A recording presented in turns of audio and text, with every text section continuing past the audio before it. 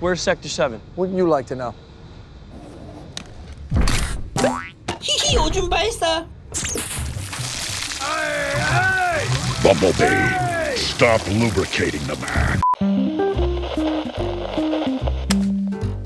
영화 트랜스포머는 미국의 장난감 회사 해즈브로에서 변신 로봇 장난감을 팔기 위해 제작했던 트랜스포머 애니메이션 시리즈를 바탕으로 만든 영화로, 제작자인 돈 머피는 원래 처음엔 트랜스포머가 아니라 해즈브로의 또 다른 인기 장난감 시리즈 G.I. 조를 실사화로 만들 계획이었으나 2003년 제작 당시 부시 정부가 일으킨 이라크 전쟁의 발발로 국내외 여론이 시끄러워지자 해즈브로 측에서 G.I. 조 대신에 트랜스포머 시리즈를 실사화로 만들어보면 어떻겠냐는 의견을 받아들이면서 본격적인 제작에 들어가기 시작했다고 하는데요. 그 후 그들은 당시 눈여겨봤던 감독 마이클 베이에게 감독직을 제의했으나 마이클 베이는 정확히 언급하길 멍청한 장난감 영화 따위에는 관심 없다며 감독직을 거절했는데, 그럼에도 트랜스포머 프로젝트의 책임 프로듀서로 있었던 스티븐 스필버그를 평소 존경하고 있던 터라 스티븐 스필버그와 함께 일해보고 싶다는 마음과 또 동시에 한 번쯤은 자신도 가족영화 스타일의 작품을 만들어보고 싶어 했던 터라 결국 마음을 돌려 메가폰을 잡게 되었다고 합니다. 인간 측 주인공인 샘 윗위키는 트랜스포머 제너레이션 1의 인간 측 주인공인 스파이크 윗위키에게 따온 이름으로 영화 설정상 10대 소년이기 때문에 원래 마이클 베이는 당시 20대였던 샤이아 라보프를 캐스팅할 생각이 전혀 없었으나 막상 직접 만나보자 15살이라고 해도 믿을 정도로 동안인 걸 보고 캐스팅을 확정지었다고 하는데요. 하나 재밌게도 영화 속 샘이 개에게 쫓기는 장면은 샤이아 라보프가 촬영 첫날 매우 긴장한 상태에서 찍었던 첫 장면인데, 하필 개들이 훈련사의 명령을 그냥 쌩까고 계속 샤이아를 쫓아가서 샤이아 라보프의 달리기가 조금만 느렸더라면 큰일 날 뻔했던 우픈 비하인드가 있었다고 합니다. Thank God Shai's a fast runner, all right? Because that thing wasn't stopping. It was going to clamp down on that poor kid's ankle, I'm telling you. That would have been the end of me in this film. It would have been the first day. 반대로 오토봇 측 주인공인 범블비 같은 경우는 샘처럼 어린 청년이라는 설정을 갖고 있기 때문에 80년대 청춘 스타의 대명사인 마이클 제이 폭스의 얼굴을 모티브로 범블비 특유의 마스크를 디자인했다고 하는데요. 원래 원작에선 폭스바겐 비틀이 범블비의 차량 모델이었지만 영화 러브버그에 스스로 생각하고 행동하는 자동차 허비와 범블비의 이미지가 너무 겹치기도 하고, 무엇보다 마이클 베이 감독이 폭스바겐 비틀은 간지가 안 난다며 너는 못생겼다. 범블비의 차량을 쉐보레 카마로로 변경했다고 하는데요. We knew that he was originally a Volkswagen and a Beetle, but it was not really an option for Michael because it wasn't badass enough. I just was never going to use the Volkswagen Bug for Bumblebee. 때문에 영화 초반부 샘과 범블비가 처음 만나는 장면을 자세히 보면 범블비가 옆에 있던 노란색 폭스바겐 비틀을 바로 까버리는 화끈한 이스터에그를 확인할 수 있습니다. 또한 범블비라는 이름은 번역하면 호박벌이기 때문에 범블비의 백미러를 보면 호박벌 모형이 걸려있는 깨알같은 디테일도 발견할 수 있습니다.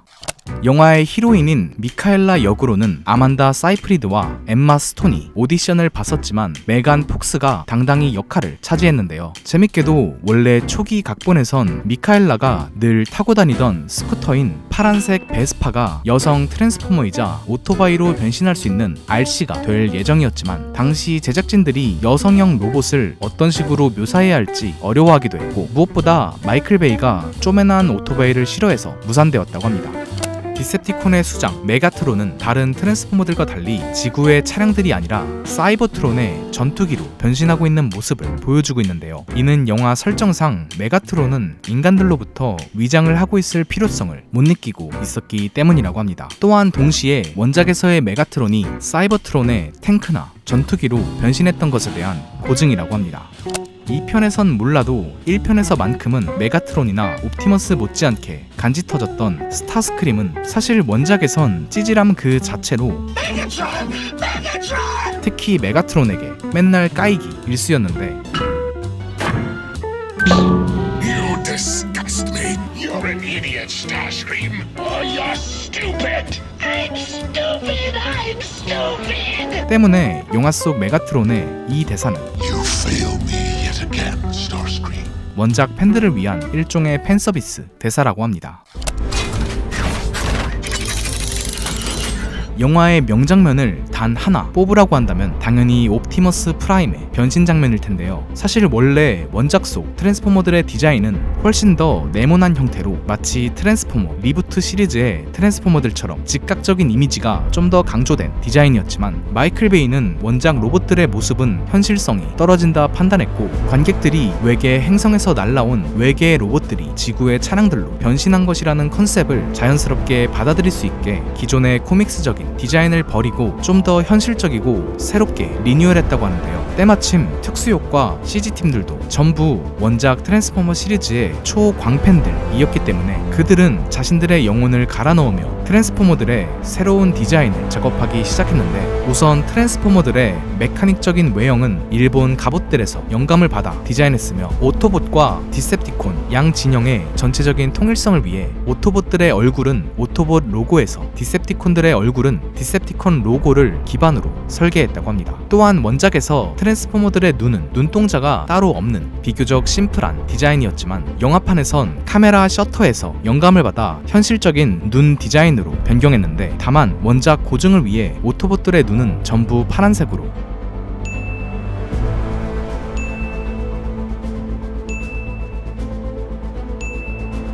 디셉티콘들의 눈은 전부 빨간색으로 설정했다고 합니다.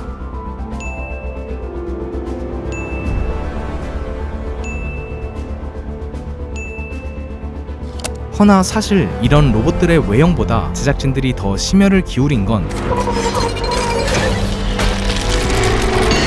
바로 차량 모드에서 로봇 모드로 변화하는 변신 장면이었는데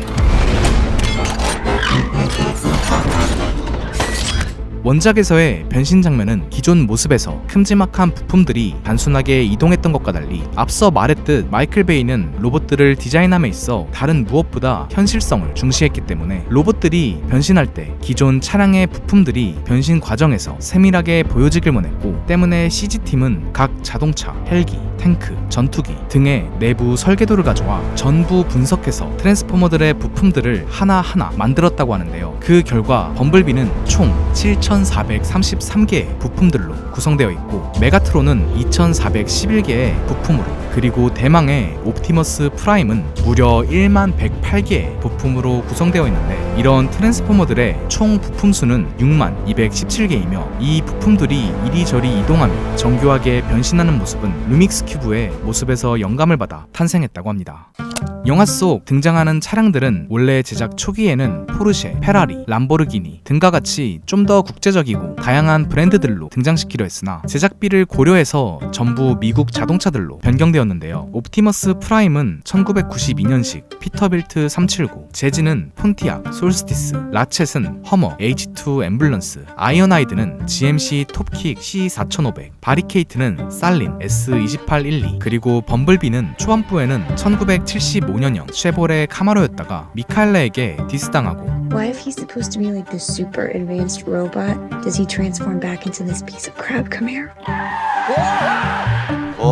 나가. 쉐보레 카마로 5세대 차량으로 등장하고 있는데 이 차량들은 마이클 베이가 미국의 자동차 제조사 GM과 계약을 한 덕분에 GM에서 전부 제공해 주었다고 하며 심지어 GM은 영화 속 폭발용으로 쓰였던 자동차들 총 200대들까지 전부 제공해 주었다고 합니다. 원작 속 옵티머스 프라임의 트럭은 앞면이 평평한 일명 캡오버 트럭이었지만 제작진들의 테스트 결과 캡오버 트럭은 로봇으로 변신했을 때 길이가 최대 6m 정도였기 때문에 설정상 대략 8.5m인 옵티머스 프라임의 크기를 구현하기 위해서 옵티머스의 트럭을 앞면부가 돌출되어 있어 더 많은 부품들을 담을 수가 있는 일명 황소코 트럭으로 변경했다고 합니다. 영화 초반부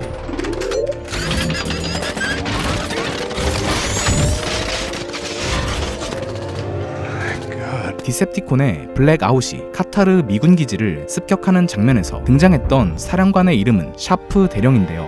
Colonel Sharp, we have an inbound unidentified infiltrator 10 miles out. 이는 G.I.조의 등장인물 중 하나인 샤프 대령을 오마주하는 것입니다. 또한 블랙아웃이 위장용으로 사용했던 이 홀로그램 속 남자는 전문 배우가 아니라 실제 MH-53 헬리콥터의 조종사인데 감독이 얼굴이 마음에 들어 즉석에서 캐스팅했다고 합니다. 샘과 미카엘라의 어색한 첫 데이트에서 Are you new to school this year? It's your first year? We've been in the same school since first grade. Well, do you have any classes together? Yeah. History, language arts, math, science. Sam. Sam, yeah. Sam Wilkie. Wiki. 샘이 헤어질 때 말했던 이 대사는 There's a lot more than meets the eye with you. 영어 원문으론 There's a lot more than meets the eye with you. 몰덴 미치 디 아이인데 이는 트랜스포머 코믹스의 부제 몰덴 미치 디 아이에 대한 레퍼런스로 후에 옵티머스 역시 이 문장을 다시 한번 언급하며 오마주하고 있습니다. Like us, there's more to them than meets the eye. 미군 기지를 해킹하기 위해 라디오로 변신했던 디셉티콘 프렌즈가 경비원을 처치하기 위해 칼날을 발사하는 장면에서 프렌즈는 발사할 칼날이 다 떨어지자 더 이상 싸울 수가 없어 다시 라디오로 위장하는데요. 이때 보면 그의 칼날이 다 떨어졌다는 걸 보여주기 위해 라디오 화면에 노 디스크라는 문구가 떠있는 디테일을 확인할 수 있습니다. 사막 한복판에서 갑자기 디셉티콘의 습격을 받은 미군들이 지원 요청을 하려다 카드 결제 때문에 Emergency Pentagon call. I need you to understand this is an emergency. Also, sir, have you heard about our Premium Plus World Service Gold Package? I don't have a credit card. 속 터질 뻔했던 장면은 놀랍게도 실제로 1983년 그레나다 침공 때 있었던 실화를 모티브로 만든 장면이라고 합니다. 또한 이 장면에선 마이클 베이가 진짜로 사막 속에 폭탄을 심어놓고 배우들에게 다치기 싫으면 졸라 뛰라고 말했다고 하는데 때문에 여기서 이 배우들의 표정은 연기가 아니라 순도 100% 공포에 질린 표정이었다고 합니다. 디셉티콘 바리케이트의 경찰 차량 뒷면에는 원래 미국 경찰 차량에 적혀있는 문구 보호하고 봉사하기 위해 대신에 처벌하고 노예화하기 위해 라고 적혀있는 것을 발견할 수 있습니다.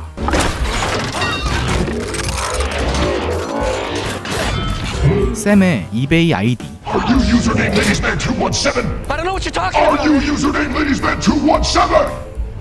작업남 217에서 217은 마이클 베이가 본인의 생일인 2월 17일을 셀프 이스터에그로 넣어놓은 것입니다. 비슷하게 이 대사는 This is easily 100 times cooler than Armageddon. 마이클 베이가 과거 감독했던 영화 아마겟돈에 대한 셀프 오마주이고 후반부 메가트론에게 맞고 튕겨져 나가는 Disgusting. 이 남성은 마이클 베이 본인이 직접 카메오로 출연한 것입니다. 이 장면에서 샘의 속옷에 그려져 있는 로봇들은 원작 트랜스포머 캐릭터들입니다. 영화 중반부 재즈가 오토봇 기술을 이용해 총들을 전부 빨아들이는 장면은 실제로는 고무로 만든 소품용 총들을 전부 줄로 묶은 뒤 기계를 이용해 빠르게 땡긴 것이라고 하는데요. 하나 슬프게도 여기서 총의 얼굴을 맞아 아파하는 이 남자는 사실 촬영사고로 소품용 총이 진짜 얼굴에 부딪힌 것이었다고 합니다. 글렌과 매기가 디셉티콘을 몰래 해킹하다가 FBI에게 잡히자 글렌은 취조실에 놓여있던 도넛을 완판 때리고 That's why I ate their food. So they put the plate of donuts out here to test your guilt. If you don't touch it, you're guilty. I ate the whole plate. The whole plate. 먹부심을 부리는데 재밌게도 이후 장면을 보면 무리하게 도넛을 먹은 탓에 글렌 옆에 소화제 펩토 비스몰이 놓여져 있는 깨알같은 디테일을 확인할 수 있습니다. 후반부 옵티머스와 메가트론의 숨막히는 결투 속 메가트론이 집어던진 이 자동차의 번호판을 보면 에너존이라고 쓰여있는데 이는 원작에서 트랜스포머들의 에너지원이자 주 연료였던 에너존을 이스터에그로 넣어놓은 것입니다. 메가트론을 무찌르는데 결정적인 역할을 했던 큐브는 원래 제작 초기엔 큐브가 아니라 2편에 등장했던 매트릭스를 등장시킬 예정이었으나 관객들이 영화 매트릭스와 헷갈려할 것 같아 큐브로 대체했다고 합니다. 영화의 엔딩 크레딧 마지막 장면에선 짧은 쿠키 영상으로 스타스크림이 하늘 저 멀리 날아가는 장면이 등장하는데요. 이는 원작 애니메이션 엔딩 크레딧의 마지막 장면이 스타스크림이 우주로 도망가는 장면이었던 것을 오마주하고 있는 것입니다.